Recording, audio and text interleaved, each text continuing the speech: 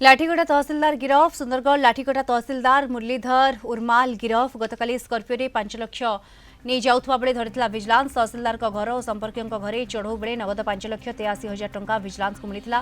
सुंदरगढ़ जिलार करमडीही गांव में 3,700 square फुट्र duplex घर सहित सुंदरगढ़ और राउरकेला 6टी मूल्यवान प्लट ठाब कर विजिलांस। या सहित 241 ग्राम सुना अलंकार 635 ग्राम रूपा अलंकार 75.31 लाख टंकार बैंक डिपोजिट पोस्टाल जीवन बीमा डिपोजिट कागजपत्र मिली। गोटे कार 3टी 2 यान ठाब कर आय बहिर्भूत संपत्ति ठूल अभियोग गिरफ कर कोर्ट चालाण कर राउरकेला विजिलांस विभाग।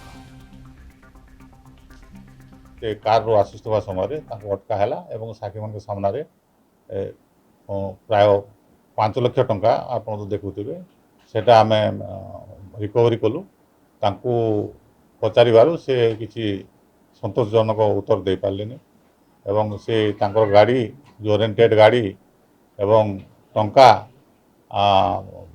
सीज होती जबत है